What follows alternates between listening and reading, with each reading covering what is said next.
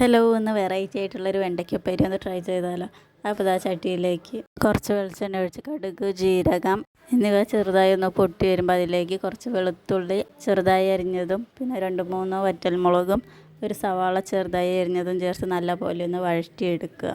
ഇതിലേക്ക് നമ്മൾ അരിഞ്ഞു വെച്ച വെണ്ടയ്ക്ക കൂടി ചേർത്ത് ഇതിലേക്ക് ആവശ്യമായിട്ടുള്ള ഉപ്പ്, 1/4 ടീസ്പൂൺ മല്ലിപ്പൊടി, 1/2 ടീസ്പൂൺ മുളക് പൊടി, 1/4 ടീസ്പൂണിൻ്റെ പകുതി മഞ്ഞൾപ്പൊടി എന്നിവ ചേർത്ത് നന്നായിട്ടൊന്ന് മിക്സ് ചെയ്ത് ഇത് അടച്ച് വെച്ച് നല്ലപോലെ ഒന്ന് വേവിച്ചെടുക്കാം. മുളക് പൊടി നിങ്ങളുടെ എരിവിനനുസരിച്ച് ചേർത്ത് കൊടുക്കാം.